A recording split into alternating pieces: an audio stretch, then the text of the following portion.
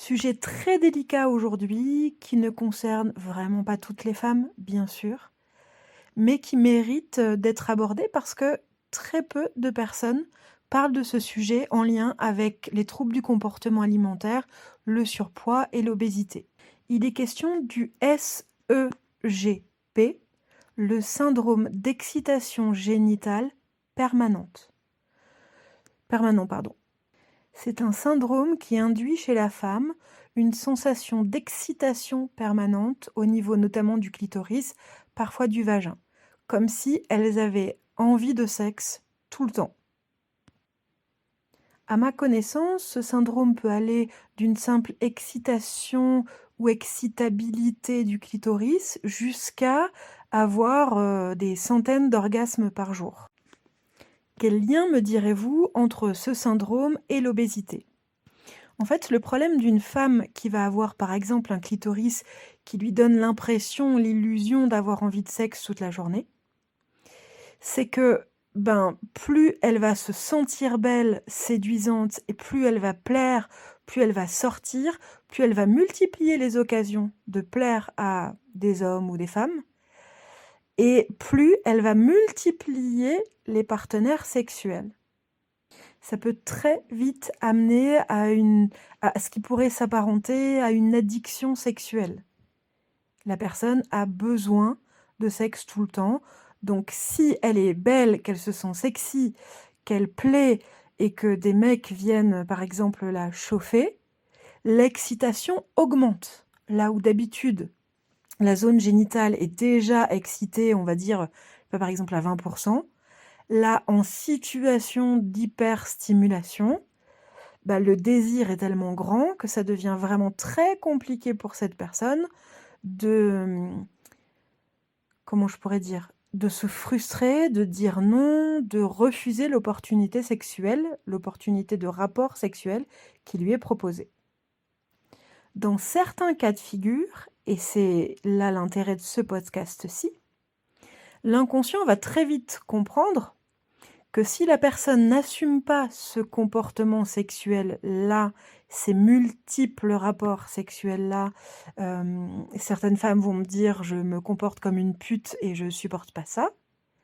Si l'inconscient sent que se comporter comme ça est une souffrance trop grande pour la personne, mais qu'il y a excitabilité ou excitation des zones, du sexe, permanente, l'inconscient peut utiliser le trouble du comportement alimentaire et notamment le gavage et le surpoids jusqu'à l'obésité pour réduire les risques de se comporter sexuellement comme, une salope, une pute, alors c'est pas mon avis, hein, c'est le vocabulaire utilisé par les personnes concernées en séance. Bah oui, déjà, plus la personne va être grasse ou va se sentir grasse, grosse, obèse, certaines personnes vont même me dire, qu'elles se sentent dégueulasses, qu'elles donnent envie qu'elles donnent envie aux hommes de vomir.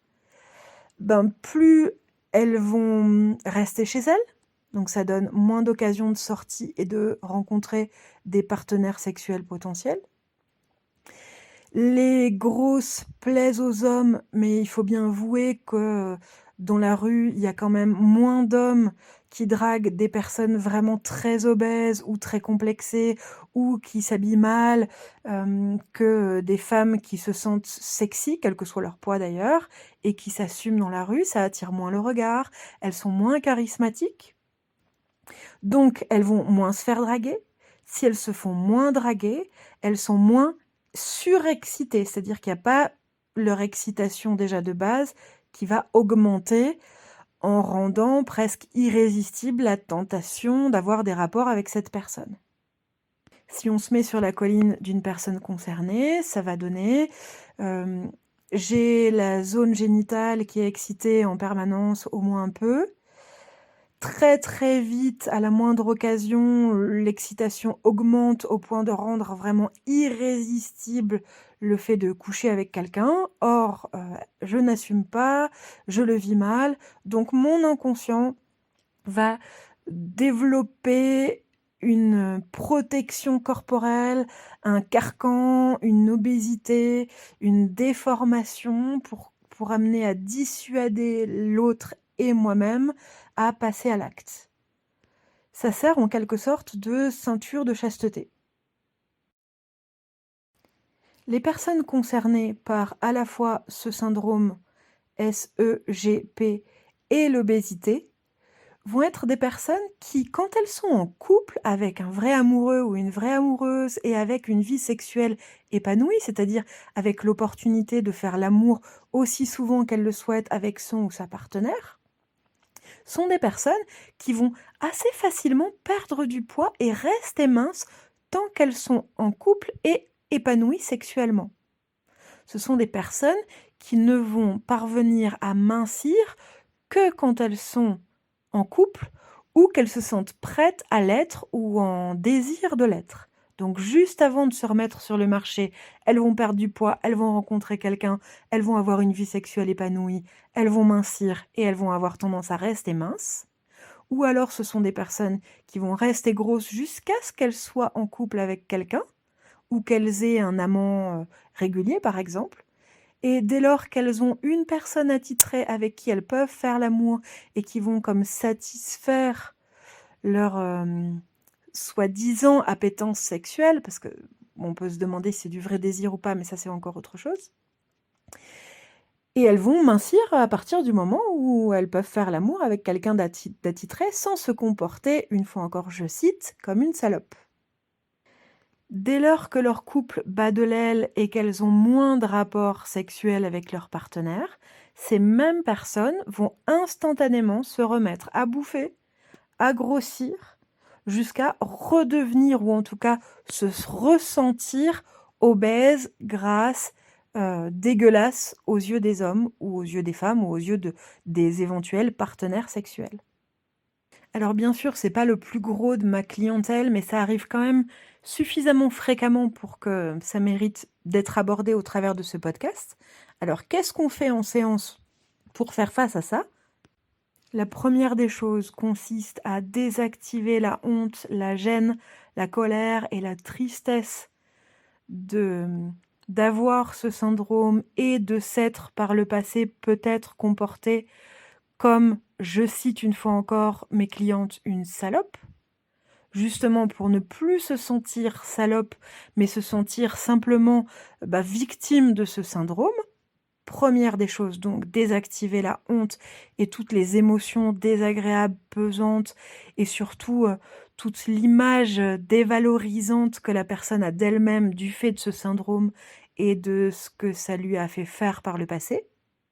On peut également utiliser l'hypnose pour désactiver le réflexe de céder à la tentation de faire l'amour avec le ou la première venue, sous prétexte que l'excitation grandit. Autrement dit, de ne plus se faire avoir par l'excitation comme quelqu'un qui, je sais pas, pourrait pas résister à une bonne pâtisserie, non.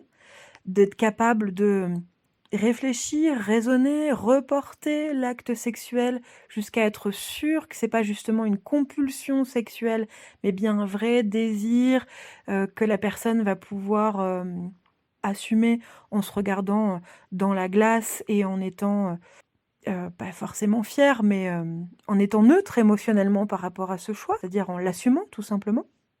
Donc, première possibilité, désactiver l'image négative de soi et les émotions que ça déclenche. Deuxième possibilité, aller désactiver le réflexe de coucher à tout va. Troisième possibilité en séance, et là je fais honneur à Martin Twaal et sa méthode qui s'appelle MIRT, qui s'appelait avant AMPR, donc MIRT, M comme Monique, IRTE, qui est de mon point de vue une forme d'hypnose au service des mécanismes physiologiques du corps. Ça permet, dans le sujet qui nous concerne là aujourd'hui, d'aider le corps à diminuer les sensations d'excitation, à réduire l'intensité ou la quantité des orgasmes, et ça permet dans certains cas même de stopper complètement l'hyperexcitation des zones clitoridiennes et vaginales ou des seins dans certains cas. Et dernière possibilité, alors en général on fait les 4 choses, hein, soyons clairs. Il s'agit d'aller repérer, toujours avec de l'hypnose et puis avec des méthodes de désactivation émotionnelle qu'on appelle de méthodes de régulation émotionnelle. Je pense à Tipeee, je pense à l'EMDR ou à la méthode Ritmo par exemple ou à l'hypnose bien sûr. Le 4e travail consiste à aller repérer dans l'histoire de la personne s'il n'y aurait pas des traumatismes, type trauma sexuel par exemple, qui auraient pu engendrer ce syndrome et aller libérer la personne de ce traumatisme, de sorte à ce que, quel que soit ce qui s'est passé dans son histoire, ça ne vienne plus influencer ni ses sensations corporelles, ni son rapport au désir, au plaisir, ni sa libido, ni et encore moins ses comportements sexuels notamment. Si vous êtes concerné par cette problématique, je vous invite à me contacter par email. Je vous donne toutes les infos en description de ce podcast et puis on verra ensemble ce qu'on peut faire pour vous. Pour ma part, je suis Barbara Verhaeghe, j'exerce le métier de psychopraticienne et j'accompagne tout particulièrement depuis plus de 11 ans maintenant les personnes qui souffrent de troubles du comportement alimentaire. Je les aide à se libérer définitivement de toute forme de trouble du comportement alimentaire. Je me tiens à votre disposition et je vous dis à bientôt.